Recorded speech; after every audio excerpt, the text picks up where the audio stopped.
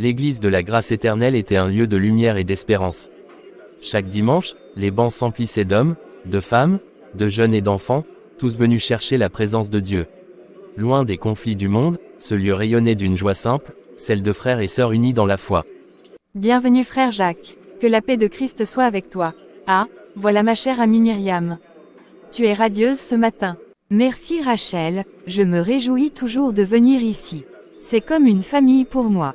Et c'est exactement ce que nous sommes, une famille en Christ. Allez, viens, installe-toi près de moi.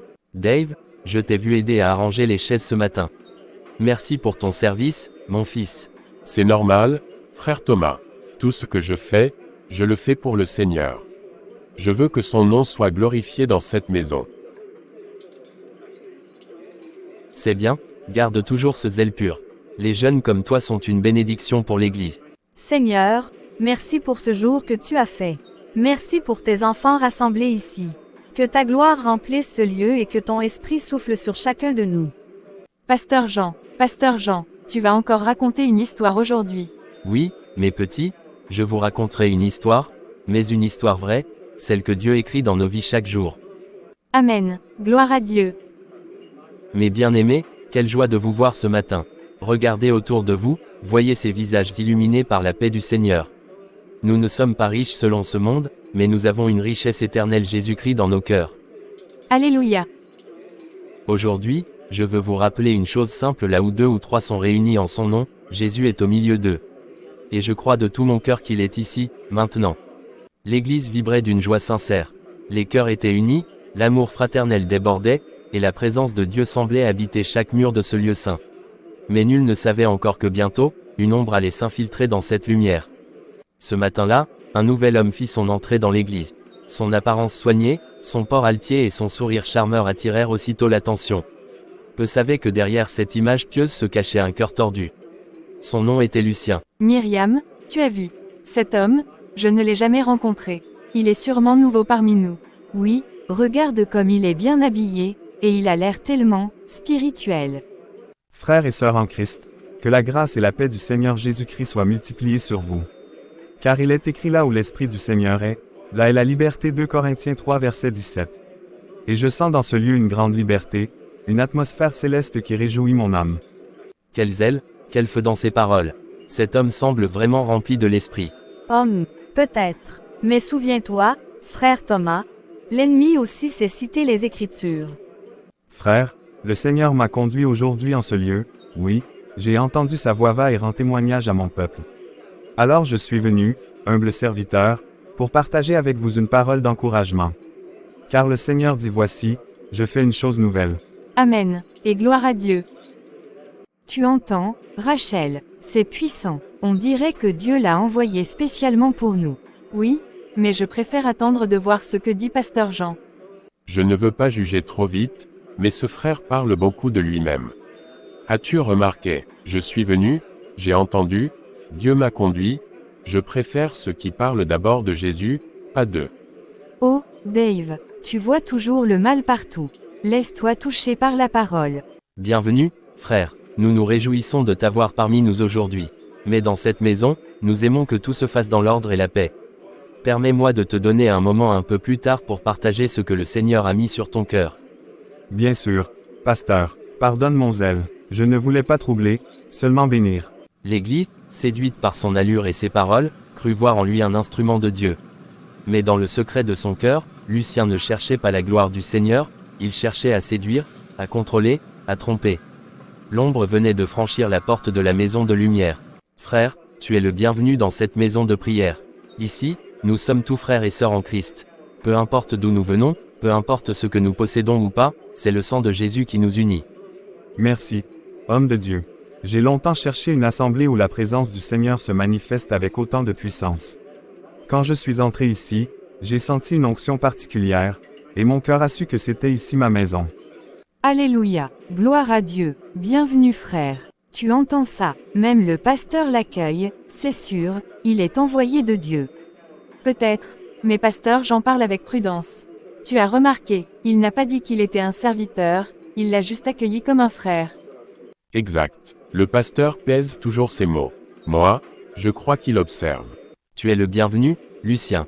Mais permets-moi un conseil dans cette maison, nous aimons que toute chose soit éprouvée par la parole et confirmée par l'esprit. Nous ne courons pas après de nouveaux visages, ni après de belles paroles, nous cherchons seulement la vérité qui est en Jésus-Christ. Tu as raison, homme de Dieu. L'apôtre Paul dit lui-même n'éteignez pas l'esprit, mais examinez toutes choses. Retenez ce qui est bon et Thessaloniciens 5 versets 19 à 21. Oui, que tout soit éprouvé. Je me soumets à la direction que le Seigneur a placée ici, c'est-à-dire toi, pasteur. Quel homme humble, tu as entendu comme il cite la parole avec facilité. Oui, je sens qu'il a une onction particulière. On dirait un prophète. Peut-être que Dieu l'a envoyé pour nous aider à grandir encore plus. Seigneur, donne-nous ton discernement. Ne permets pas que nous soyons séduits par les apparences. Ouvre nos yeux spirituels. Pasteur, qu'en penses-tu? Cet homme semble vraiment consacré. Toute l'assemblée est déjà touchée par sa présence. Ne nous fions pas trop vite à ce que nos yeux voient, frère Thomas. Les loups savent se couvrir de toisons de brebis. Attendons, prions et observons. Le temps révèle toujours ce qui est caché. L'Église se réjouissait, croyant accueillir un frère pieux. Mais derrière le voile des applaudissements, le pasteur pressentait déjà que cette entrée triomphale cachait une épreuve. L'apparence séduisait, mais la vérité devait encore être révélée. Frère Lucien, franchement, ce que tu as dit ce matin, ça m'a bouleversé. Tu as cité ce passage de Jérémie, « Avant que je te forme dans le ventre de ta mère, je te connaissais, je ne l'avais jamais entendu de cette manière. » C'est la beauté de la parole de Dieu, mon frère. Chaque verset est comme un trésor caché. Quand l'Esprit te l'explique, il devient vivant. Dieu ne nous a pas choisis par hasard. Chacun de nous est une flamme allumée pour éclairer ce monde ténébreux. J'ai eu des frissons en t'écoutant, tu as une manière de parler qui nous fait sentir que Dieu est vraiment proche. C'est parce que je parle de ce que j'ai vécu. J'ai connu des moments très sombres, mais le Seigneur m'a relevé. Il m'a appris que ce n'est pas la force humaine qui change le cœur, mais sa grâce. Frère Lucien, quand tu as cité Isaïe 41 verset 10, « Ne crains rien, car je suis avec toi », je me suis senti comme si Dieu me parlait directement. Je traverse des temps difficiles à l'école et à la maison, mais aujourd'hui, j'ai senti une paix que je n'avais pas ressentie depuis longtemps. C'est exactement ce que le Seigneur voulait pour toi, Myriam. Il m'a envoyé ici pour rappeler à ses enfants qu'ils ne sont jamais seuls. Quand tu t'accroches à sa parole, même les vents les plus violents ne peuvent t'abattre. C'est vrai que la parole encourage, mais je crois aussi qu'il faut toujours garder les yeux fixés sur Jésus, pas sur celui qui parle. Je suis heureuse que Myriam soit touchée, mais je pense qu'il faut toujours prier et vérifier chaque parole à la lumière de la Bible. Tu as raison, Rachel. Tu es sage. L'apôtre Paul a dit que les Béréens étaient plus nobles parce qu'ils examinaient chaque jour les Écritures pour voir si ce qu'on leur disait était vrai. Je n'ai aucun problème avec ça. C'est même ce que j'encourage. Je ne sais pas vous, mais moi, j'ai envie qu'il nous enseigne plus souvent. On a besoin d'entendre des messages comme ça. Oui, c'est différent. On sent que ça vient du cœur. Je suis d'accord. On a déjà entendu beaucoup de bonnes prédications, mais, quand frère Lucien parle, c'est comme si le ciel s'ouvrait. Il parle bien, c'est vrai, mais je pense que le pasteur Jean doit toujours garder la direction spirituelle. C'est lui notre berger. Absolument. Je suis juste un serviteur parmi d'autres. Dieu a placé le pasteur Jean comme berger de cette maison, et je respecte l'autorité spirituelle qu'il lui a donnée. Tu sais, depuis que mon père est parti, je me suis souvent senti inutile, comme si Dieu m'avait oublié. Mais quand tu parlais, c'était comme si le Seigneur me disait que j'ai encore de la valeur. Ne crois jamais que tu es inutile, Myriam. Dieu t'a façonné avec amour. Parfois, l'ennemi utilise les circonstances pour nous faire croire que nous sommes abandonnés, mais le Seigneur ne laisse jamais tomber ses enfants. Tu es précieuse à ses yeux. Bonjour frère Lucien. Tes paroles ce matin étaient impressionnantes. Mais je me demandais, de quelle église viens-tu? Je viens d'une assemblée qui se trouve à quelques villes d'ici. J'y ai beaucoup servi, surtout auprès des jeunes. Mais le Seigneur m'a mis à cœur de visiter différentes églises pour encourager son peuple. C'est une bonne chose d'encourager les frères et sœurs, mais c'est toujours important de connaître nos visiteurs, surtout ceux qui enseignent. Comme le dit l'Écriture, éprouver les esprits, pour savoir s'ils sont de Dieu. Tu as parfaitement raison, David.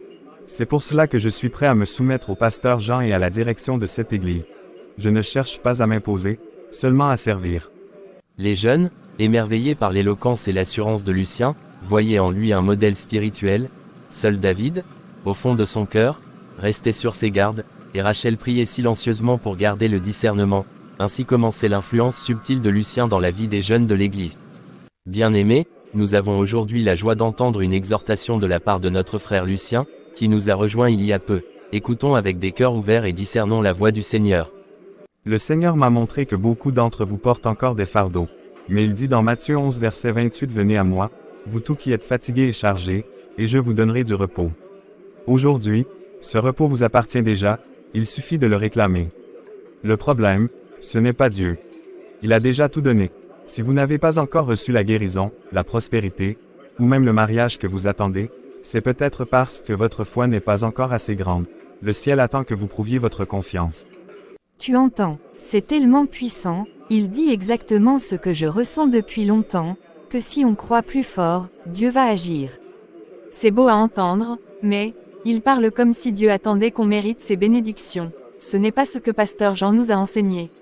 Voyez, dans Psaume 37 verset 4, il est écrit « Fais de l'Éternel tes délices, et il te donnera ce que ton cœur désire. » Cela signifie que Dieu ne refuse rien à ceux qui se dévouent à lui, mais attention si vous n'avez pas encore reçu ce que vous demandez, c'est peut-être parce que vous n'avez pas encore obéi pleinement à l'homme de Dieu qu'il a envoyé. Seigneur, donne-moi de la sagesse, ce qu'il dit sonne bien, mais je sens une ombre derrière ces mots. Père, ouvre les yeux de ton peuple, qu'il voit au-delà des paroles flatteuses. Tu as entendu, il lit les bénédictions de Dieu à l'obéissance envers astérisque lui, pas envers le Christ, c'est dangereux. Oui, mais il est nouveau, peut-être que c'est juste une maladresse, attendons un peu avant de juger. Aujourd'hui est un nouveau départ pour cette Église. Si vous m'écoutez et si vous croyez, le ciel va s'ouvrir sur vos vies. Je vous invite à vous lever et à proclamer « Je suis béni parce que je crois ». Merci, frère Lucien, pour ce message. L'Écriture dit aussi dans Éphésiens 2 versets 8 à 9 « Car c'est par la grâce que vous êtes sauvés, par le moyen de la foi. Et cela ne vient pas de vous, c'est le don de Dieu. Ce n'est point par les œuvres, afin que personne ne se glorifie. » Nous remercions le Seigneur pour sa parole qui nous éclaire. Tu as entendu comme moi. Ce frère Lucien, il parle comme si le ciel s'ouvrait au-dessus de nous. Je sens que ma vie va changer. Oui, il parle bien. Mais, je ne sais pas pourquoi, quelque chose en moi est resté méfiant. Il met tellement l'accent sur l'homme de Dieu, pas vraiment sur Jésus. Rachel, tu es toujours méfiante. Il faut savoir recevoir la parole avec foi. Peut-être que c'est toi qui bloques les bénédictions à cause de tes doutes. Frère Thomas, tu as l'air préoccupé. Tu as remarqué quelque chose. Hachem, je ne sais pas. Peut-être que je suis juste trop vieux et que je n'aime pas le changement. Mais, certaines paroles de ce frère m'ont troublé. Moi aussi. Quand il a dit que le ciel attend qu'on obéisse à l'homme de Dieu, j'ai senti que ce n'était pas l'Esprit de Christ qui parlait. Oui, mais c'est délicat. Si on réagit trop vite, on risque de paraître jaloux ou de décourager les jeunes. Et si c'était juste, un manque de sagesse de sa part. Mais frère Thomas, le discernement est important. Si on se tait et qu'il sème le mensonge, le mal prendra racine. Je sais, mais j'ai appris qu'il ne faut pas accuser quelqu'un trop tôt. La Bible dit ne portez pas d'accusation contre un ancien sans 2 ou 3 témoins. Nous devons être prudents, Pasteur Jean lui-même n'a rien dit, et c'est lui le berger de ce troupeau. C'est vrai, mais parfois, le berger attend que les anciens parlent. Si tout le monde reste silencieux, le mal grandit. Que le Seigneur vous garde, frère. Je vous ai vu parler sérieusement. Est-ce à propos de ce qui a été prêché aujourd'hui? Oui, je suis un peu perplexe, il a dit des choses vraies, mais, il a aussi mis un fardeau sur les gens, comme si Dieu attendait qu'on obéisse à lui pour bénir. J'ai ressenti la même chose. Mais plus encore. J'ai prié pendant qu'il prêchait, et j'ai senti un avertissement dans mon cœur. Ce n'était pas le Saint-Esprit qui poussait ce frère à parler ainsi. Voilà, c'est ce que je pensais. Nous devons en parler à Pasteur Jean. Pas encore, nous devons prier d'abord. Si nous allons trop vite, nous pourrions semer la division inutilement. Attendons de voir davantage. Parfois, attendre, c'est donner au loup le temps d'entrer plus profondément dans la bergerie. Mais je vais continuer à prier. Que Dieu nous donne tous du discernement. Seigneur, tu sais que je veux protéger ton peuple, mais je ne veux pas juger injustement. Montre-moi clairement, et donne-moi le courage de parler au bon moment. Ne permets pas que je reste silencieux par peur. La séduction des faux enseignements, le combat intérieur des responsables spirituels, l'importance du discernement et du courage d'agir. La nuit est tombée sur le village, l'église est désormais vide, seules quelques bougies brûlent encore près de la chaire, le vent agite doucement les rideaux. Élie, une femme d'une cinquantaine d'années au visage doux mais marqué par l'épreuve et la prière, est restée après le départ des autres. Elle a posé son châle sur le banc et s'est agenouillée au pied de la chaire. Seigneur, toi qui sondes les cœurs, tu sais combien je t'aime et combien je veux protéger ton peuple. Aujourd'hui, cet homme, Lucien, a parlé avec des mots si séduisants. Mais quelque chose en moi s'est serré. Est-ce ton esprit qui m'avertit, ou mon propre jugement? Père, éclaire-moi. Je ne veux ni accuser ni fermer les yeux devant le danger. Élise continue de prier. Sa voix se fait plus faible, plus profonde, comme une conversation intime. Elle ouvre la Bible devant elle, la lumière vacillante de la bougie illumine les pages. Car il s'élèvera de faux Christ et de faux prophètes. Ils feront de grands prodiges et des miracles, au point de séduire, s'il était possible, même les élus. Matthieu 24 verset 24 Seigneur, tu as déjà averti ton peuple. Aide-moi à reconnaître la voix du bon berger au milieu des voix trompeuses.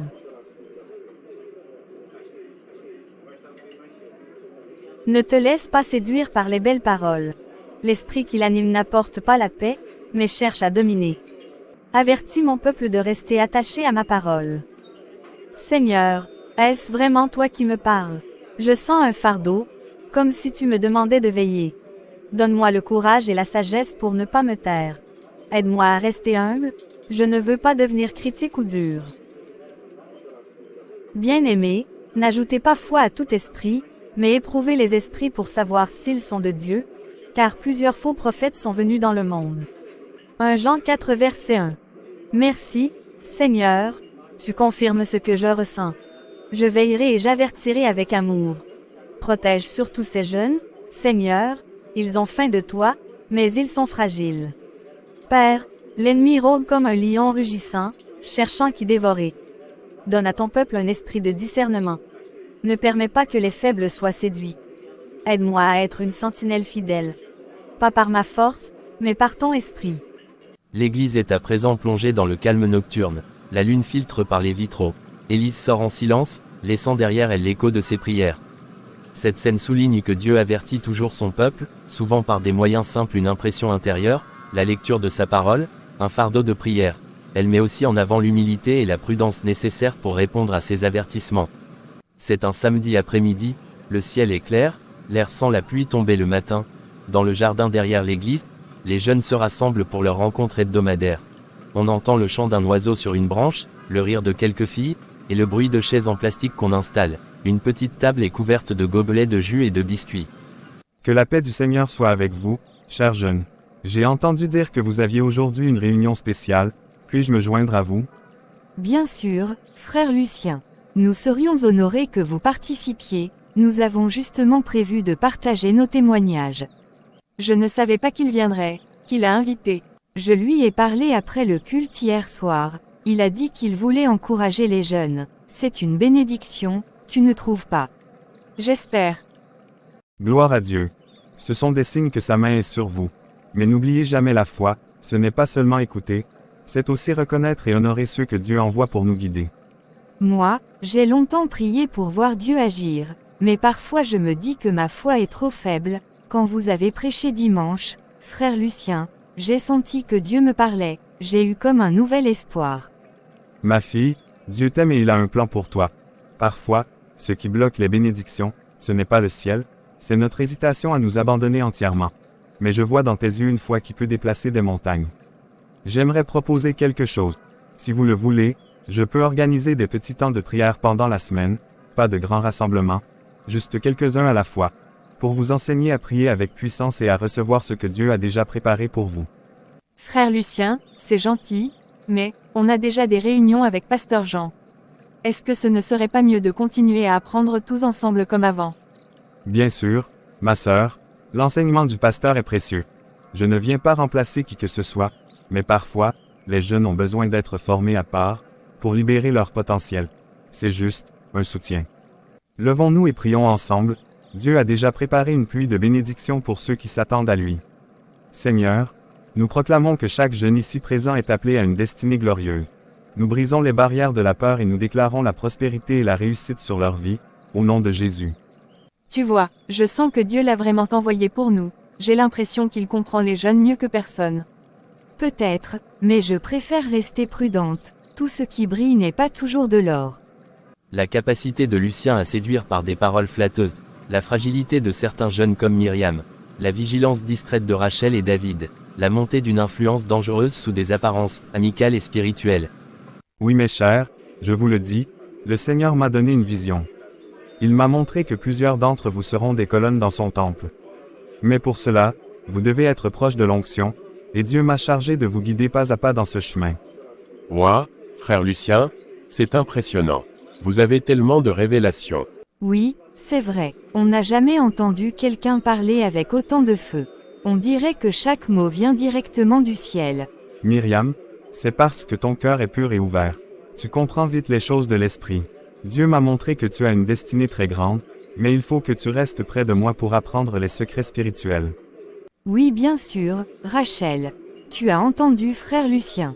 C'est incroyable, non, je n'ai jamais entendu quelqu'un expliquer la parole de cette façon. Oui, j'ai entendu. Et justement, c'est ce qui m'inquiète. Myriam, fais attention, tout ce qu'il dit n'est pas clair. Il mélange des vérités bibliques avec des choses qui me semblent bizarres. Bizarre. Mais non, Rachel, tu n'as pas entendu quand il a parlé de la vision. Dieu lui révèle des choses profondes. On devrait être reconnaissante d'avoir quelqu'un comme lui dans notre Église. Je ne dis pas que tout est faux. Mais tu sais aussi bien que moi que Jésus nous a avertis, méfiez-vous des faux prophètes qui viennent à vous en vêtements de brebis, mais qui au-dedans sont des loups ravisseurs. Matthieu 7 verset 15. Oui, je connais ce verset, mais Lucien ne peut pas être comme ça. Regarde comme il prie, comme il parle, on sent qu'il a de l'autorité spirituelle. Justement, les loups savent séduire avec de belles paroles. Ce n'est pas l'éloquence qui compte, Myriam. C'est le fruit. Et moi, je sens quelque chose de lourd, comme un avertissement dans mon cœur. Peut-être que tu es juste méfiante parce que tu ne le connais pas encore bien. Moi, je crois que Dieu l'a envoyé pour nous. Écoute, je ne veux pas t'empêcher d'écouter qui que ce soit. Mais je t'aime comme une sœur, et je ne veux pas que tu sois trompé. Promets-moi juste une chose, prie, demande à Dieu toi-même si ce qu'il dit vient vraiment de lui. Ne te fie pas seulement à ce qu'il affirme. D'accord, je vais prier. Mais je crois que tu te trompes sur lui. Peut-être, mais si je me trompe, Dieu me le montrera aussi. Et si astérisque toi tu te trompes, j'espère que tu seras prête à écouter quand il t'avertira. Lucien a dit que ceux qui suivent le véritable prophète recevront la grâce spéciale et seront protégés de toutes les épreuves. Mais Jésus a dit dans le monde vous aurez des tribulations. Jean 16 verset 33 et aussi celui qui veut venir après moi, qu'il renonce à lui-même, qu'il se charge de sa croix et qu'il me suive. Marc 8 verset 34, ça ne correspond pas. Et encore, Lucien a cité Dieu m'a révélé que celui qui s'oppose à moi s'oppose à Dieu. Mais Paul dit dans Galates 1 verset 8 que même si un ange du ciel annonçait un autre évangile, qu'il soit maudit, donc on doit juger tout enseignement par la parole, pas par la position de celui qui parle. Dave, tu es encore là. La plupart sont déjà partis. Oui, je révise les notes du message de frère Lucien. Il y a des choses qui me laissent perplexe. Tu n'es pas le seul. Moi aussi je ressens quelque chose d'étrange quand il parle. Pas tout le temps, mais certaines phrases sonnent faux. Exactement. Il parle beaucoup de visions et de révélations personnelles. C'est bien de croire que Dieu peut parler, mais il semble mettre sa voix au-dessus de la parole écrite. C'est dangereux. Oui, j'ai aussi remarqué qu'il cite souvent des versets hors contexte. L'autre jour, il a dit que Dieu ne permettra jamais qu'un vrai serviteur souffre, mais j'ai pensé à Paul, à Pierre, aux martyrs, même Jésus a souffert. Regarde ici 2 Timothée 3 verset 12. Tous ceux qui veulent vivre pieusement en Jésus-Christ seront persécutés. Et il y a encore Luc 14 verset 27. Quiconque ne porte pas sa croix et ne me suit pas ne peut être mon disciple. Ça ne colle pas avec ce qu'il enseigne. Vous êtes encore en train d'étudier. Moi je prends aussi des notes. Frère Lucien a tellement de révélations, c'est merveilleux, non. C'est bien d'étudier, Myriam, mais on discute justement de certains points qui ne nous semblent pas clairs. Pas clair. Comme quoi? Comme l'idée que ceux qui suivent frère Lucien seront épargnés de toute épreuve. Myriam, tu sais que ce n'est pas ce que la Bible enseigne. Jésus n'a jamais promis une vie sans souffrance. Oui, mais il a dit aussi qu'il est venu donner la vie en abondance. Jean 10 verset 10. Peut-être que frère Lucien veut dire que si on suit ses instructions, on vivra la plénitude de cette promesse. Non, il a présenté ça comme une protection spéciale réservée à ceux qui se soumettent à lui. C'est différent. La vie abondante dont parle Jésus, c'est la vie spirituelle, la communion avec Dieu, pas une garantie d'éviter toutes les épreuves. Je ne sais pas, moi je sens qu'il a une grande onction. On devrait lui faire confiance. Myriam, faire confiance à quelqu'un ne veut pas dire qu'on ferme les yeux. Même les Béréens examinaient chaque jour les Écritures pour voir si ce qu'on leur disait était vrai. Acte verset 11. Myriam, je ne dis pas qu'il est forcément mauvais, mais un vrai serviteur de Dieu ne se place jamais au centre. Il montre toujours Jésus et renvoie à la parole. Lucien, lui, il parle beaucoup de lui-même, de ses visions, de son autorité. C'est ça qui m'inquiète. Je vais prier. Mais je crois que tu exagères un peu. C'est tout ce que je souhaite. Que tu pries et que tu demandes à Dieu de te guider. J'ai un mauvais pressentiment. Je sens que ça va devenir sérieux. Alors continuons de prier et restons vigilants. La vérité finit toujours par être révélée. Tu es encore là à cette heure tardive. Oui, je priais encore. Je sens que j'ai tant besoin d'être plus proche de Dieu. C'est une bonne chose. Peu de jeunes restent pour chercher le Seigneur avec autant de zèle. D'ailleurs, en priant tout à l'heure, j'ai reçu une parole pour toi. Une parole pour moi. Qu'est-ce que Dieu t'a révélé? Oui, alors que je méditais, l'Esprit m'a montré que tu es appelé à une mission spéciale. Mais, tu es entouré d'esprits jaloux qui veulent te détourner de ta destinée. Des esprits jaloux. Tu veux dire, des gens autour de moi. Oui, pas seulement des démons, même des personnes proches, parfois, ceux qui prétendent être tes amis sont les plus grands obstacles à ta bénédiction. Tu veux dire, quelqu'un de mon entourage. Myriam, fais attention à qui tu écoutes. Il y a des voix autour de toi qui cherchent à éteindre le feu de Dieu dans ta vie. Elles critiquent l'onction, elles sèment des doutes. Mais le Seigneur m'a montré que si tu restes proche de moi, tu seras protégé et tu verras sa gloire. J'ai une amie très proche, Rachel, elle m'avertit souvent d'être prudente, même avec toi. Je savais que ce serait le cas. L'Esprit m'avait déjà averti. Rachel t'aime peut-être à sa manière, mais elle n'a pas le discernement spirituel pour comprendre ce que Dieu fait. Elle parle par peur, mais toi, tu dois marcher par la foi. Mais Rachel est tellement sincère, elle prie aussi. Je ne pense pas qu'elle veuille me nuire. Ne crois pas que je veuille te séparer des gens. Je t'aime comme une fille spirituelle, je veux juste que tu restes concentré sur l'appel de Dieu. Et cet appel est grand, Myriam. Le Seigneur m'a montré que tu porteras l'onction des derniers temps, mais seulement si tu apprends à obéir sans douter. Obéir à Dieu. Oui, obéir à Dieu. Mais Dieu travaille à travers ses serviteurs. Quand tu obéisses à l'homme qu'il a établi pour te guider, c'est à Dieu que tu obéisses. Je vais prier, et demander au Seigneur de me confirmer cela. C'est bien, prie. Mais souviens-toi souvent, Dieu teste notre foi en envoyant sa parole par ses prophètes. Ne tarde pas à répondre quand il parle. Seigneur, donne-moi du discernement. Quelque chose ne va vraiment pas. Aide-moi à protéger Myriam. Salut Myriam, je t'ai vue assise ici toute seule. Tout va bien. Oh, Rachel, oui, je vais bien. J'étais juste en train de méditer sur les paroles que frère Lucien a partagées hier soir. C'était tellement profond, je sens que Dieu me parle à travers lui. Je vois, tu sembles vraiment attentive à ce qu'il dit.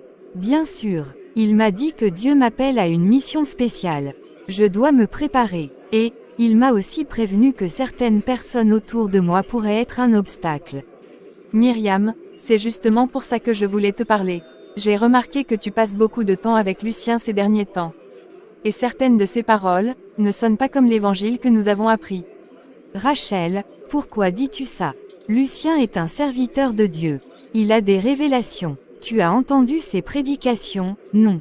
Il parle avec une telle assurance. Oui, je les ai entendues.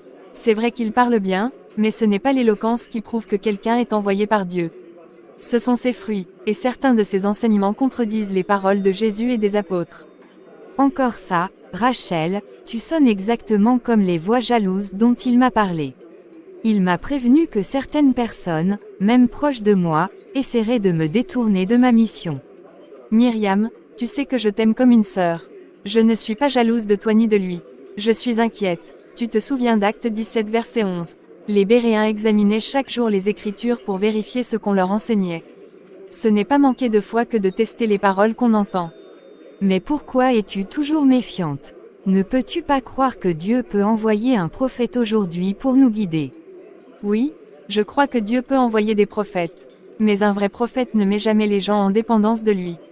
Il les conduit à Christ. Lucien, lui, parle beaucoup de son autorité, de sa protection spéciale. C'est dangereux. Tu ne comprends rien. Tu refuses d'accepter que Dieu puisse parler à travers lui. Tu doutes de tout. Peut-être que c'est toi qui manques de foi, Rachel. Ou peut-être que je fais ce que la Bible nous demande d'éprouver les esprits, pour savoir s'ils sont de Dieu. 1 Jean 1 verset 4 Myriam, je t'en supplie, ne ferme pas ton cœur à la vérité. Lucien t'éloigne peu à peu de tes amis, et même de l'autorité de la parole. Non, il m'aide à entrer dans ma destinée. Toi, tu essaies juste de me retenir. Non, je veux t'aider à rester dans le chemin de Christ. Myriam, promets-moi que tu prieras sincèrement pour demander à Dieu de te montrer la vérité, sans écouter ni moi ni Lucien, juste lui. Je n'ai pas besoin que tu me dises comment prier. Dieu me guide déjà par son serviteur. Arrête de semer des doutes. Je ne te forcerai à rien, Myriam. Mais sache que je suis là, et que je prie pour toi. Peu importe ce que tu penses de moi maintenant. Seigneur, ouvre ses yeux, ne la laisse pas tomber dans le piège. Protège-la, même si elle se fâche contre moi. Donne-moi la patience et le courage de continuer à l'aimer. Ma chère sœur Myriam, aujourd'hui encore, j'ai ressenti une lourde tristesse dans l'esprit pendant le culte. Certains rient et parlent à la sortie, mais ils ne comprennent pas les choses profondes de Dieu. Oui, parfois je me sens aussi comme ça. Mais peut-être qu'ils sont juste contents après la réunion, non. Il y a une joie sainte, et puis il y a une joie mondaine. Ceux qui sont appelés pour des choses plus élevées ressentent souvent ce poids. C'est le signe que le Seigneur t'appelle à te séparer du bruit, à chercher sa face. Séparer, tu veux dire, me tenir à l'écart des autres. Pas de tout le monde, mais de ceux qui ne comprennent pas le sérieux de l'appel de Dieu. Même, parfois, ceux qu'on pense être nos amis peuvent devenir un obstacle sans le savoir. Et Myriam, on va boire un jus derrière le temple, tu viens. Ah, ces distractions après le culte, Myriam est dans une saison où elle doit garder son cœur pur, loin des bavardages inutiles. Oh, je ne savais pas qu'une simple sortie entre amis était une distraction. Rachel, peut-être une autre fois, j'ai besoin de méditer un peu ce soir. Bien sûr, repose-toi alors. Tu vois, c'est exactement ce que je disais. L'ennemi utilise souvent ceux qui nous entourent pour nous détourner de notre destinée. C'est ainsi que le diable agit, il se sert parfois de ceux qui nous sont chers pour nous distraire, même sans qu'ils le sachent. Toi, tu as un appel spécial, Dieu veut t'utiliser puissamment. Mais pour cela, il faut être mis à part. Mis à part, ça veut dire que je dois m'éloigner d'elle. Juste pour un temps, quand elle sera prête à comprendre les choses profondes, elle viendra à toi. Pour l'instant, reste proche de ceux qui portent le même fardeau spirituel, comme moi. Le Seigneur m'a encore révélé qu'il t'élève, mais attention à Rachel. Elle n'est pas prête à marcher dans cette dimension. Je sais, mais elle est mon amie depuis toujours, parfois je me sens coupable de m'éloigner. Ce n'est pas de ta faute. Les prophètes de Dieu ont souvent dû marcher seuls. Je prierai pour toi ce soir, que ton cœur reste fort. Merci, tes paroles m'encouragent beaucoup. Tu es fâché contre moi. On ne se voit presque plus en semaine. Non, je suis juste occupée à prier et à méditer. Lucien dit qu'on doit se consacrer et éviter trop de conversations vaines. D'accord, mais sache que je suis toujours là pour toi. Ainsi, Lucien parvint à semer subtilement la méfiance entre Myriam et ses proches. Petit à petit, elle passait moins de temps avec Rachel, Thomas ou les autres jeunes. Elle croyait suivre un appel de Dieu, mais sans le savoir, elle s'enfermait dans l'isolement que Lucien lui imposait.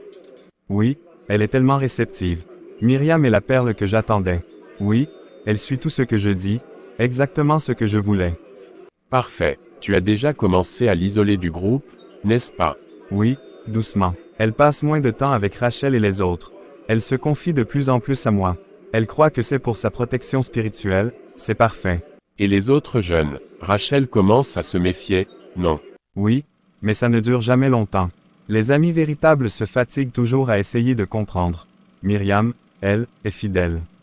Elle est isolée, vulnérable, et parfaitement sous mon influence. Et sois rassuré, tout se passera bien. Elle croit que je suis un instrument de Dieu. Je n'ai plus qu'à entretenir sa confiance. Oui, exactement. Très bien. Assure-toi qu'elle reste isolée. Plus elle se confie à toi, plus tu peux la modeler. Ne t'inquiète pas, c'est déjà fait. Rachel ne pourra rien y faire. Et personne d'autre ne soupçonnera jamais rien, du moins pour le moment. Seigneur, je le savais, mais, à ce point, il se sert de l'Église et de l'Esprit de Dieu pour ses propres desseins. Il abuse de cette jeune fille, Et peut-être d'autres. Je ne peux pas rester là sans agir. Myriam est en danger. Rachel a raison, nous devons la protéger, mais comment avertir le pasteur sans éveiller les soupçons de Lucien? Seigneur, guide-moi, donne-moi la sagesse pour agir, je dois protéger Myriam avant qu'il ne soit trop tard. Mes frères et sœurs, merci d'être venus ce soir. Nous savons tous que l'Esprit de Dieu nous appelle à veiller, à prier et à discerner. La situation avec Lucien nous trouble, et nous ne pouvons pas agir dans la précipitation ni dans la peur. Pasteur Eliane, j'ai entendu des paroles de Lucien, et je crois qu'il manipule Myriam. Il essaie de l'isoler du groupe et de la mettre sous son contrôle. Dave, merci pour ton courage. La vérité doit toujours être confrontée avec prudence. Ce soir, nous ne chercherons pas à accuser par nous-mêmes, mais à demander à Dieu de nous donner le discernement et la sagesse. Seigneur, je t'en prie, protège Myriam. Ne la laisse pas tomber dans les pièges de ce menteur. Donne-lui des amis autour d'elle, et guide nos paroles pour la défendre. Commençons par louer le Seigneur pour sa fidélité. Même dans l'obscurité, il est notre lumière. Je marche dans la lumière de l'Éternel jusqu'à ce que le jour se lève. Psaume 56 verset 13. Seigneur, nous venons à toi avec des cœurs sincères, cherchant ton regard, ton discernement et ton guide. Seigneur, tu vois le cœur de Myriam.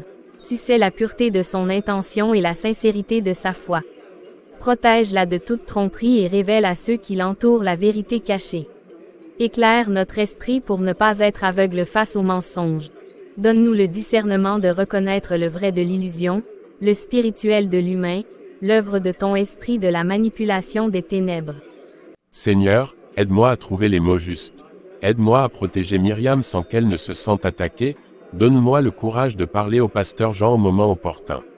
Veillons et prions ensemble. Seigneur, montre-nous tout ce que nous devons savoir. Dévoile les plans de Lucien, Seigneur, afin que ta justice puisse régner. Donne-nous le courage de parler et d'agir avec humilité et sagesse. Seigneur, je t'offre ma fatigue, ma peur et mes doutes. Purifie nos cœurs, remplis-nous de discernement, de courage et d'amour. Que nous ne soyons jamais instruments de division, mais porteurs de la vérité et de la protection pour Myriam et tous ceux qui sont vulnérables. Merci Seigneur, pour ces moments de communion et de prière. Maintenant, sortons de cette prière avec le cœur ouvert et les yeux vigilants. Demain, nous parlerons avec discernement et amour. Nous ne sommes pas seuls. Dieu marche avec nous. Mes chers frères et sœurs, je suis ravi de vous voir ce soir. Vous avez tous un potentiel incroyable que Dieu désire libérer dans votre vie.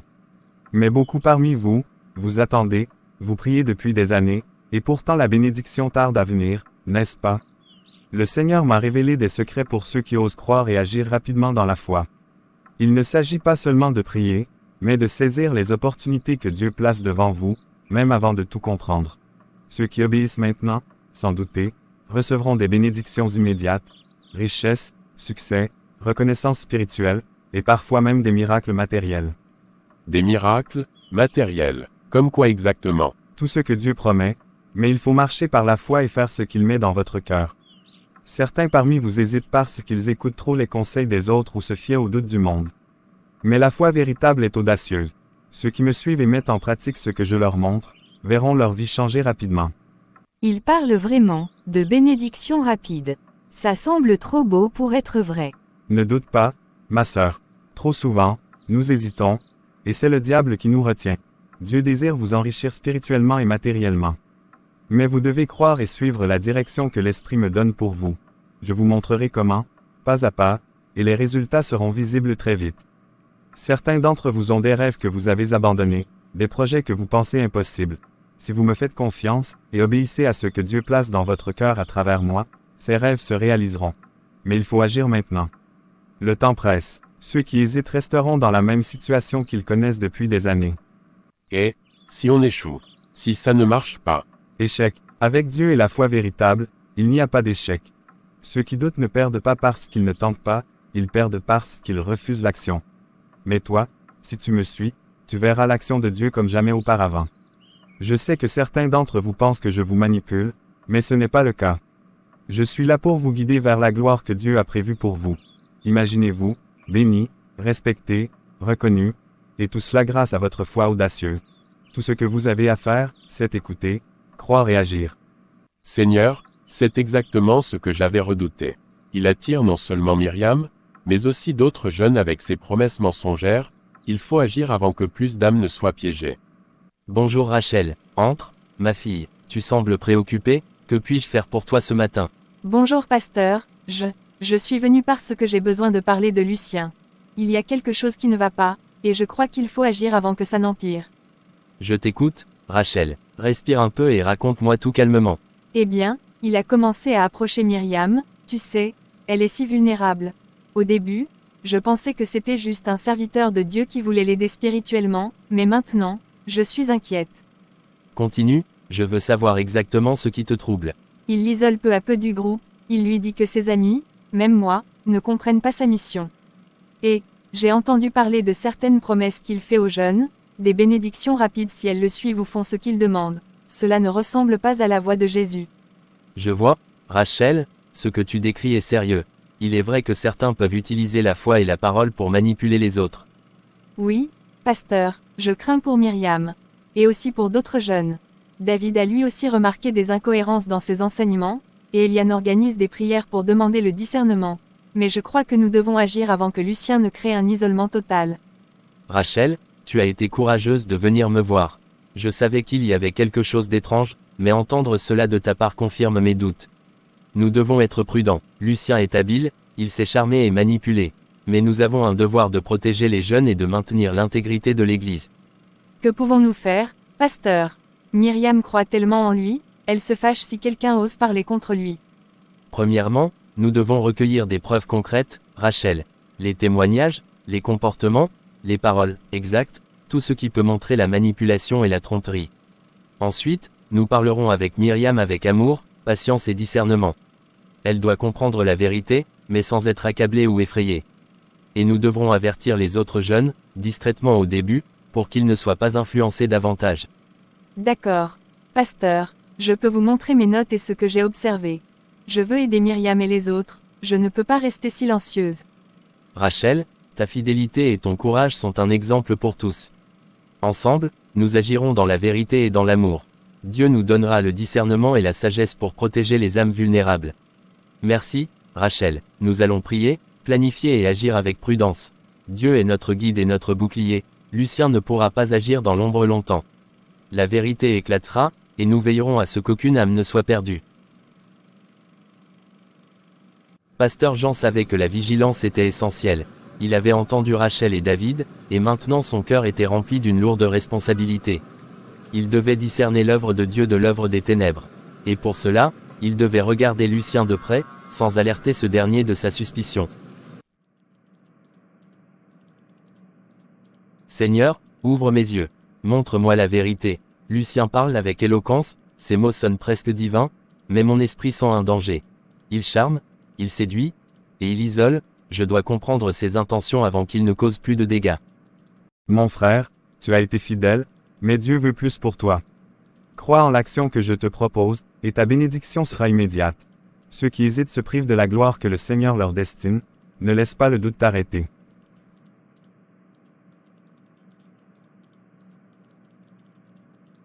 Il promet des bénédictions rapides, exactement comme Rachel l'avait décrit. Ces paroles ne proviennent pas de l'Esprit de Dieu mais de son ambition personnelle, il attire par la peur et le désir, pas par la foi véritable. Ses enseignements tordent subtilement la parole, il parle d'obéissance et de bénédictions rapides comme des récompenses matérielles, ce n'est pas la voie du Christ. Je dois aussi observer comment il manipule les relations, comment il crée la dépendance, Myriam et d'autres jeunes sont vulnérables.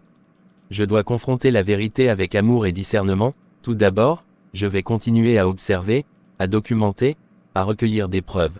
Ensuite, avec Rachel, David et Eliane, nous trouverons la manière de protéger Myriam et les autres jeunes, sans provoquer la panique ni le rejet. Seigneur, garde-moi vigilant. Protège ces jeunes, éclaire leur cœur, et donne-moi le courage et la sagesse pour agir correctement. Lucien ne doit pas détruire ce que nous avons construit ensemble dans cette communauté. Lucien, je ne suis pas sûr de comprendre quelque chose. Tu dis que nous devons suivre certaines instructions pour recevoir des bénédictions, mais la Bible dit que Dieu agit selon sa volonté, pas selon nos mérites ou nos actions humaines. Éric, Tu manques de foi. Tu questionnes ce que Dieu veut te donner parce que tu doutes, et le doute est un ennemi. Je ne doute pas de Dieu, je doute juste de ce que tu nous dis. Parfois, tes conseils semblent trop personnels, presque manipulateurs. Manipulateur, qui es-tu pour juger la manière dont Dieu agit à travers moi? Tu crois que tu peux questionner mon autorité et rester impuni? Je suis un serviteur de Dieu ici. Chaque mot que je prononce est guidé par lui. Si tu remets cela en cause, alors tu remets en cause Dieu lui-même. Éric, si tu continues à semer la contestation, à douter, tu risques de perdre non seulement la bénédiction que Dieu veut pour toi, mais aussi ta place parmi nous. Comprends-le bien. L'obéissance et la fidélité sont essentielles. Tout ce qui s'oppose à ma guidance est une attaque contre la mission de Dieu ici. Lucien, Éric ne voulait pas manquer de respect, il essaie juste de comprendre. Rachel, tais-toi, ne prends pas sa défense. La vérité est claire, la foi n'a rien à voir avec le questionnement inutile. Ceux qui posent trop de questions risquent de semer le trouble et de perdre la direction que Dieu leur offre. Il devient plus agressif. Il sent que quelqu'un commence à voir clair dans son jeu. Oui, et cette agressivité est un signe clair qu'il ne cherche pas Dieu, mais le contrôle. Nous devons agir avant qu'il ne franchisse une limite irréversible avec les jeunes, surtout Myriam. Myriam, tu vois comment certains doutent. Toi, ma chère, tu dois rester forte. Ne laisse pas ces doutes infecter ton cœur. Si tu t'éloignes de moi, tu t'éloignes de la bénédiction que Dieu veut te donner. Comprends-le bien. Oui, je comprends. Lucien avait montré sa véritable nature. L'éloquence et le charme ne suffisaient plus, la menace de punition et la peur de perdre la bénédiction révélaient le manipulateur derrière le serviteur apparent, et dans cette salle, chaque jeune pouvait ressentir l'ombre de son emprise, tandis que certains commençaient à comprendre que leur confiance aveugle pourrait les mener au danger. L'influence de Lucien se faisait sentir partout, ses paroles séduisantes et ses promesses de bénédiction rapide avaient créé un fossé entre les jeunes. Tandis que certains s'alignaient derrière lui, d'autres commençaient à douter, à s'interroger sur ses intentions et ses méthodes. L'Église, qui jusque-là rayonnait de communion, ressentait maintenant une tension presque palpable. Mes chers frères et sœurs, la foi exige la confiance totale. Ceux qui suivent le Seigneur sans hésitation verront leur vie transformée. Ceux qui doutent, eh bien, vous risquez de passer à côté de la bénédiction que Dieu a préparée pour vous. C'est vrai, je sens que sa parole me touche profondément. Je veux suivre ce qu'il dit. Je ne sais pas, quelque chose ne va pas. Il parle comme si nous étions ses instruments plutôt que ceux de Dieu. Moi aussi, je ressens ça. Il manipule tout le monde avec ses promesses et son charisme. Éric, tu sembles encore rempli de doutes. Rappelle-toi, la bénédiction de Dieu ne se manifeste pas dans la peur ou l'hésitation. Si tu choisis de douter, tu risques de manquer la grandeur que Dieu veut t'offrir.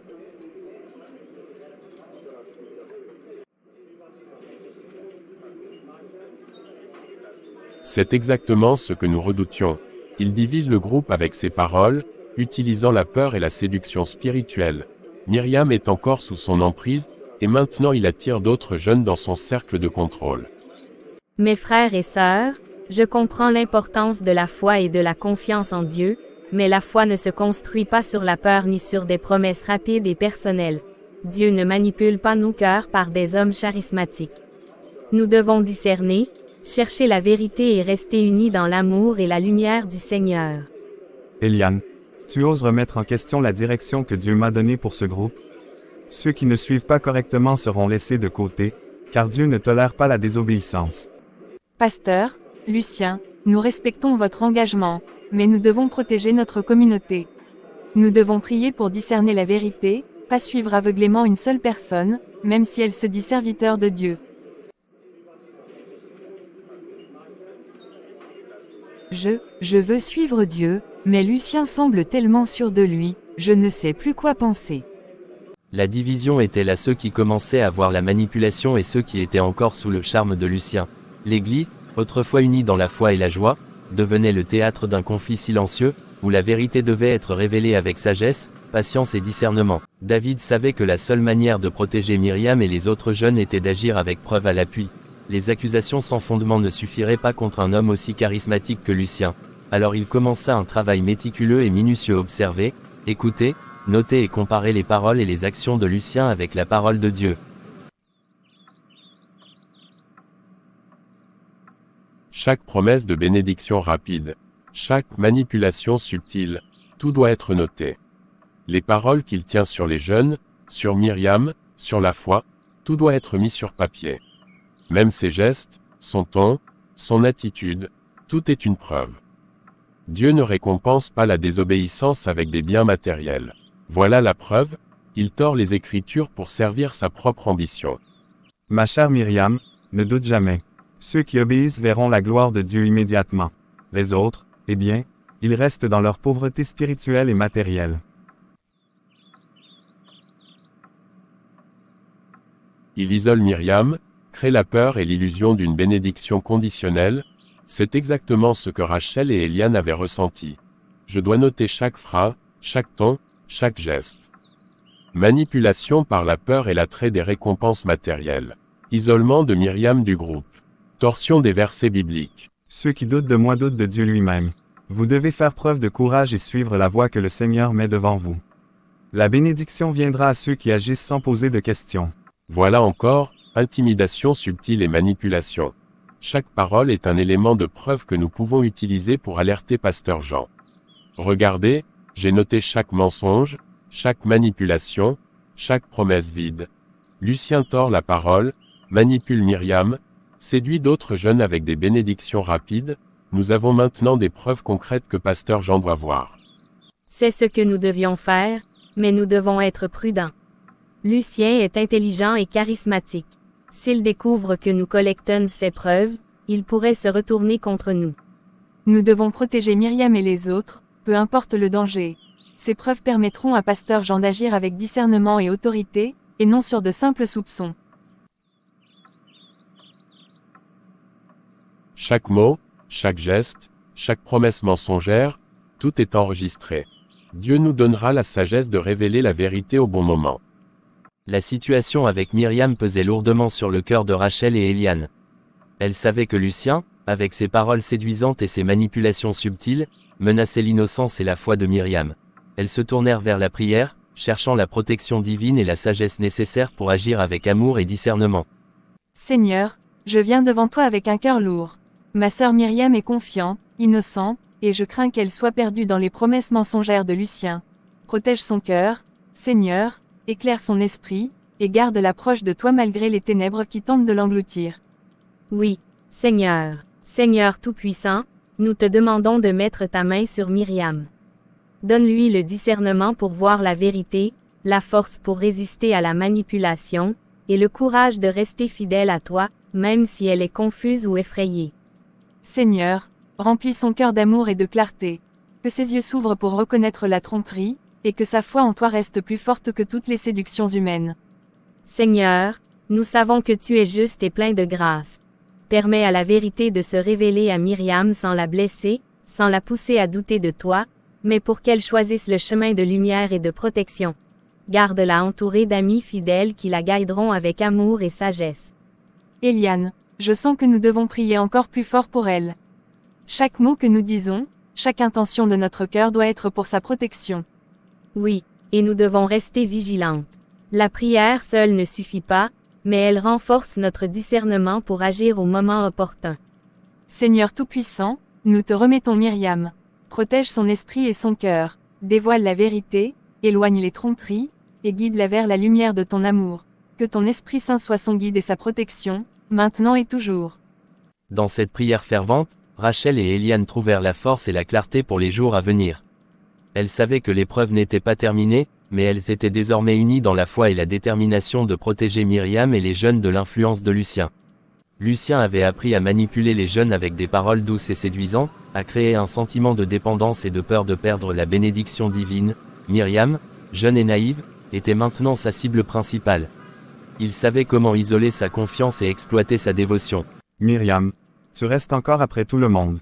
Je voulais te parler en privé, juste toi et moi. Dieu m'a parlé, et il m'a montré que ton cœur est pur, mais tu as besoin d'une direction spéciale. Oui, Lucien. Je veux juste bien faire pour le Seigneur. Et c'est pour cela que je suis là. Tu sais, certaines bénédictions, certaines révélations, ne peuvent venir que si tu me fais confiance complètement. Tu dois t'abandonner à mes conseils, Dieu m'a choisi pour te guider dans ce chemin spécial. Mais, les autres disent que nous devons suivre Dieu, pas un homme. Oui, mais je suis un instrument de Dieu. Mon rôle est de t'aider à recevoir ce qu'il veut pour toi. Si tu obéis sans question, tu verras des merveilles.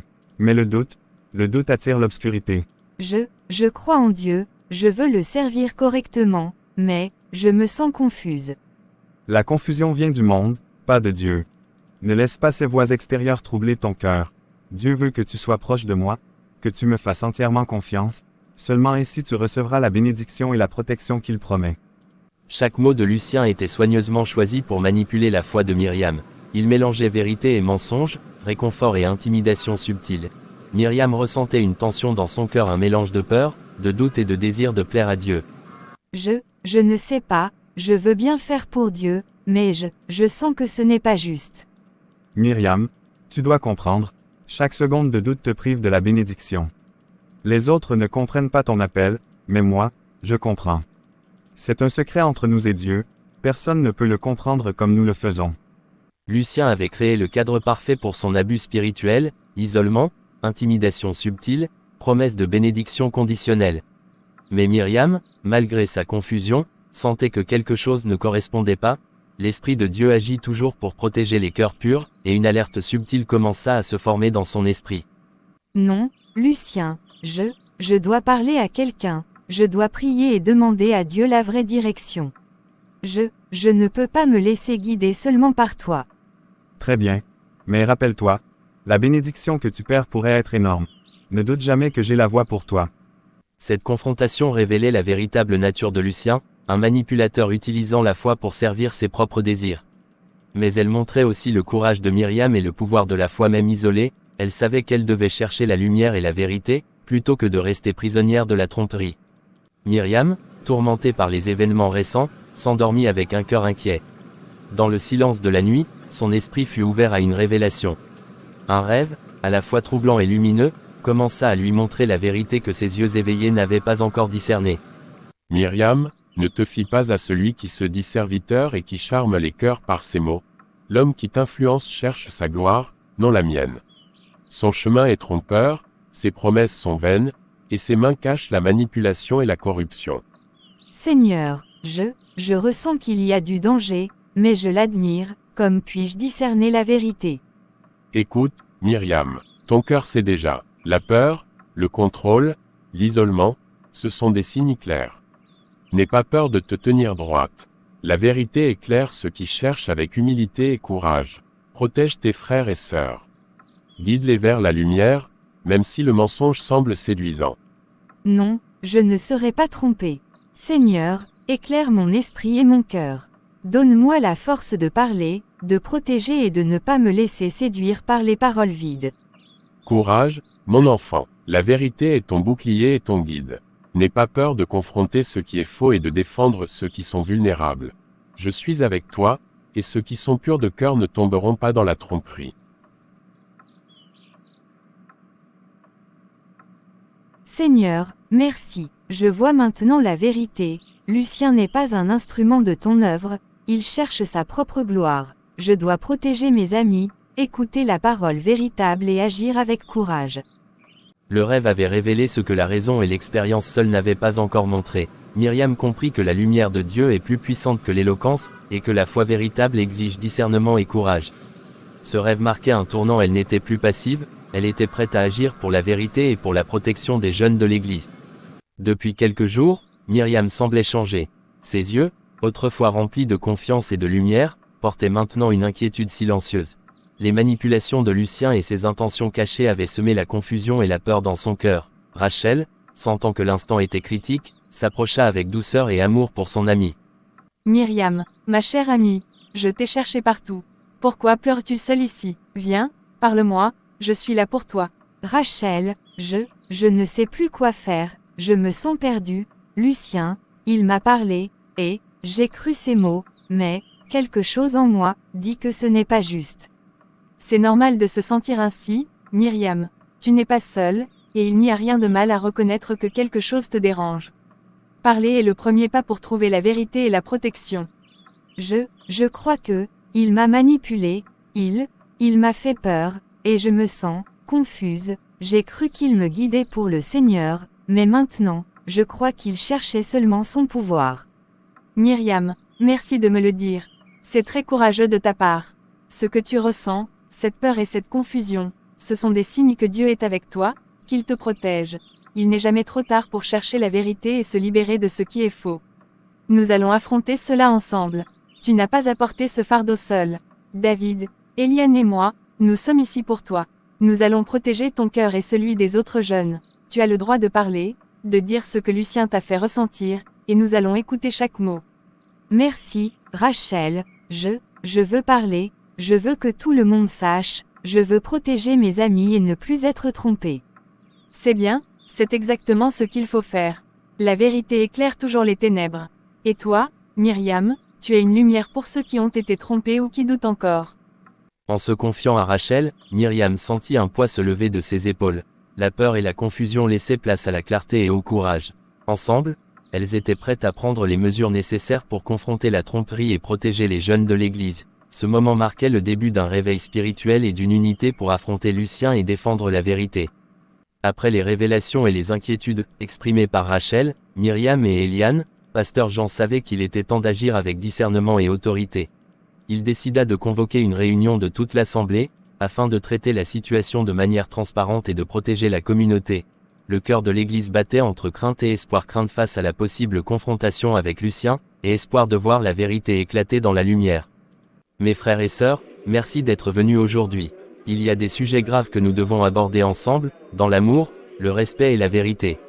Notre Église est un lieu de foi, de lumière et de protection. Personne, ni aucun serviteur, n'a le droit d'abuser de la confiance des autres, ni de manipuler la parole de Dieu pour son intérêt personnel. Il nous est parvenu des inquiétudes concernant des comportements et des paroles qui ne reflètent pas la volonté de Dieu. Nous allons examiner ces préoccupations ensemble, et nous demandons à chacun d'être honnête et ouvert, dans la prière et la vérité. Nous allons permettre à ceux qui ont été affectés ou qui ont des informations importantes de s'exprimer. Tout témoignage sera entendu avec attention et discernement. L'objectif n'est pas la punition, mais la protection de nos jeunes et la préservation de la pureté de notre Église. Lucien, je te demande de rester ici, d'écouter et de répondre avec honnêteté à ce qui sera présenté. Personne n'est au-dessus de la vérité de Dieu, et personne ne doit semer la peur ou la division dans cette communauté. C'est le moment, sois courageux, Myriam. La vérité doit être révélée pour protéger tout le monde. Dieu est avec toi, parle avec ton cœur et avec confiance. La réunion commençait à peine, mais chacun sentait que ce moment pourrait transformer l'Église. La vérité, la foi et la justice étaient sur le point de s'affronter avec la tromperie et la manipulation. Et dans cette atmosphère lourde de tension et de lumière divine, chacun savait que les actions et paroles qui suivraient détermineraient le futur spirituel de la communauté. Après des semaines d'observation, de notes et de prières, David savait que le moment était venu de révéler la vérité. Chaque mot devait être mesuré, chaque preuve présentée clairement, pour protéger la jeunesse de l'Église et restaurer la justice. La tension était palpable, la lumière de la vérité allait affronter l'ombre de la manipulation. Frères et sœurs, merci de votre présence. Je me tiens devant vous aujourd'hui avec un cœur lourd mais déterminé. Ces dernières semaines, j'ai observé des actions et entendu des paroles qui vont à l'encontre de la parole de Dieu et de l'amour que nous devons avoir les uns pour les autres. Lucien, qui se présentait comme un serviteur de Dieu, a manipulé plusieurs jeunes de notre communauté. Il a promis des bénédictions conditionnelles, tordu les versets bibliques pour servir ses propres désirs, et isolé ceux qui osaient poser des questions ou douter. J'ai noté chaque parole trompeuse, chaque geste manipulateur. Il a utilisé la peur et la séduction spirituelle pour contrôler Myriam et d'autres jeunes. Voici des exemples précis des promesses de richesse rapide en échange de soumission totale, des menaces voilées contre ceux qui doutaient de lui, et des prophéties fabriquées pour créer la dépendance. Ces actes ne sont pas de Dieu. Ils sont contraires à la justice, à l'amour et à la vérité. Nous ne pouvons pas fermer les yeux. Nos jeunes méritent protection et guidance authentique. David, tu exagères. Tu interprètes mal mes paroles, je ne fais que guider. Non, Lucien, j'ai des notes détaillées, des témoignages et des observations précises. Ce n'est pas une accusation vague. Ce sont des faits documentés. L'amour de Dieu ne menace pas, ne manipule pas et ne détourne pas les jeunes pour son intérêt personnel. C'est vrai, je l'ai vu, je l'ai senti, il m'a isolé, m'a fait peur et m'a promis des bénédictions que Dieu n'a jamais données. Je refuse de rester silencieuse. Nous devons protéger nos frères et sœurs. Aujourd'hui, nous avons l'occasion de choisir la vérité, la lumière et la justice. Nous n'agissons pas par vengeance, mais pour restaurer la pureté de notre Église et protéger la jeunesse. Lucien, nous te donnons la chance de répondre honnêtement et de revenir à la vérité devant Dieu. L'air dans le hall était chargé d'émotions et de tension. La lumière de la vérité, portée par David, Myriam, Rachel et Eliane, confrontait directement la tromperie de Lucien. Chaque mot, chaque preuve, chaque témoignage formait un mur solide contre la manipulation et la séduction spirituelle. L'air dans le hall était chargé d'émotions et de tension. La lumière de la vérité, portée par David, Myriam, Rachel et Eliane, confrontait directement la tromperie de Lucien. Chaque mot, chaque preuve, chaque témoignage formait un mur solide contre la manipulation et la séduction spirituelle. Lucien, écoute maintenant les cœurs et les preuves présentées. Notre Église ne tolérera pas la tromperie ni l'exploitation des fidèles. Nous devons agir selon la justice et la protection de tous ceux qui sont confiés à notre soin. Dans l'Église, le poids de la vérité flottait dans l'air. Les murmures et les regards inquiets reflétaient la tension. Chacun savait que l'avenir de la communauté était à ce moment crucial. Eliane, guidée par l'Esprit de Dieu, se concentra pour discerner ce qui était juste et pour révéler la véritable nature de Lucien.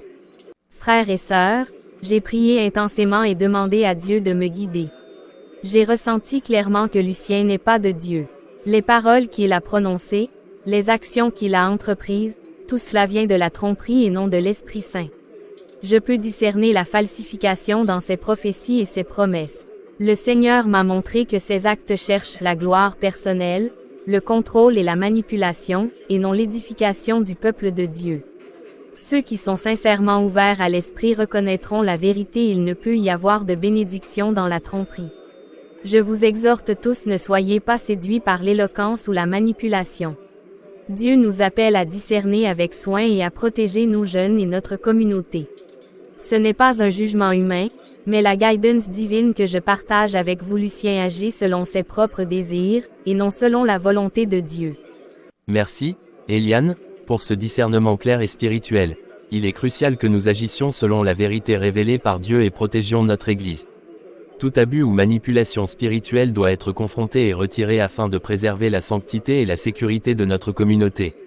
À cet instant, la communauté comprit que la lumière de la vérité l'emportait sur l'obscurité de la tromperie. Eliane, guidée par le discernement spirituel, avait donné la confirmation divine dont chacun avait besoin pour agir avec foi et détermination. La chute du masque de Lucien était imminente, et le chemin vers la restauration de l'Église et la protection des jeunes venait de commencer. Après plusieurs semaines d'observation, de prière et de discernement, le moment était arrivé. La communauté devait faire face à la tromperie et à la manipulation spirituelle de Lucien. Chaque membre de l'Église retenait son souffle. Vérité et justice allaient se confronter à l'ombre de la séduction et du mensonge. Lucien, nous t'avons donné l'opportunité de parler et d'être honnête. Les faits et les témoignages rassemblés sont clairs. Nous avons écouté David, Myriam, Rachel et Eliane. Maintenant, il est temps que la vérité éclate pour toute l'assemblée. Frères et sœurs, je ne comprends pas, certaines accusations sont exagérées. Je ne cherche que le bien, j'ai toujours voulu guider selon la parole de Dieu. Non, Lucien, j'ai discerné par l'Esprit que tes paroles et actions ne viennent pas de Dieu. Tes prophéties fabriquées, ton isolement des jeunes, tes promesses vaines, tout cela est tromperie. La lumière de la vérité révèle ce que tu as caché derrière tes mots séduisants. Lucien, tu m'as manipulé, tu m'as isolé, tu as exploité ma foi et ma confiance. Tes promesses de bénédiction rapide étaient fausses. Tu ne cherches pas la gloire de Dieu mais la tienne. Et je ne suis pas la seule. D'autres jeunes ont été trompés et intimidés pour garder le silence. Voici les preuves documentées. Notes, paroles et observations sur tes manipulations et mensonges. L'Assemblée peut voir que tes actions ne sont pas conformes à la parole de Dieu. Nous ne parlons pas par colère, mais pour protéger nos jeunes et restaurer l'intégrité de l'Église. Non, ce n'est pas, vous ne comprenez pas, je faisais ça pour. Lucien, cesse tes mensonges. La communauté voit la vérité. Tes manipulations sont découvertes, tes mensonges éclatent au grand jour. Dieu ne bénit pas ceux qui exploitent la foi des autres pour leur propre gain. Nous avons cru en toi, nous avons écouté tes paroles, mais maintenant, nous voyons la vérité. Il n'y a pas de bénédiction dans la tromperie. Tu dois être tenu responsable de tes actes et la communauté doit être protégée. Les masques de Lucien tombaient un à un. Sa manipulation, son éloquence séduisante et ses promesses vaines étaient désormais exposées à tous. La lumière de la vérité, portés par David, Myriam, Rachel et Éliane, illuminaient chaque recoin de l'ombre qu'il avait créé. Que la vérité de Dieu prévale sur la tromperie et la manipulation. Lucien, tu seras confronté à tes actes et retiré de tes responsabilités. Que cette assemblée reste unie dans la foi, la justice et la protection de tous ceux qui sont confiés à notre Église. Après la confrontation avec Lucien, après les révélations, les prières et le discernement, l'Église se tenait dans un moment de silence sacré. La justice avait été révélée, la vérité avait triomphé, et la communauté respirait enfin la paix retrouvée. Chaque âme présente sentait la protection de Dieu envelopper leur Église, et chacun savait que le Seigneur avait gardé ses enfants. Frères et sœurs, nous avons été témoins d'un combat spirituel ici, au sein même de notre communauté. Des paroles séduisantes et des actes trompeurs ont cherché à diviser et à manipuler. Mais souvenez-vous, les loups viendront déguisés en brebis, et parfois, ils sont parmi nous. Dieu, dans sa miséricorde et sa justice, a protégé ceux qui lui appartiennent.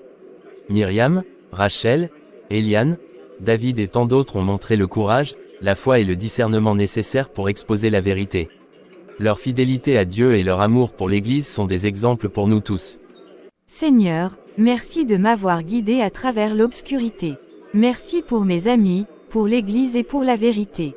Restauré dans ton amour, je promets de protéger ce que tu as confié à moi et de marcher dans la lumière de ton esprit. Aujourd'hui, nous nous rassemblons non pas seulement pour prier, mais pour renouveler notre engagement envers Dieu et sa parole. Que chacun ici se souvienne, la tromperie peut surgir même au milieu de ceux qui se disent serviteurs, mais Dieu révèle la vérité et protège ses enfants. Restez vigilants, restez humbles et continuez à marcher dans la foi, car le Seigneur est notre bouclier et notre guide. L'Église, unie dans la prière, ressentit la puissance protectrice de Dieu envelopper la communauté. Myriam, restaurée dans son cœur et dans sa foi, devint un exemple vivant de la vigilance spirituelle et de la force de l'esprit. Pasteur Jean conclut avec sagesse, rappelant que les épreuves ne font que révéler ceux qui sont fidèles à Dieu et ceux qui cherchent leur propre gloire. Mes enfants, souvenez-vous, les loups viendront déguisés en brebis, mais le Seigneur protège ceux qui lui appartiennent. Soyez toujours guidés par la vérité, la lumière et l'amour, et que cette Église demeure un phare de foi, de justice et de protection pour tous ceux qui y viennent.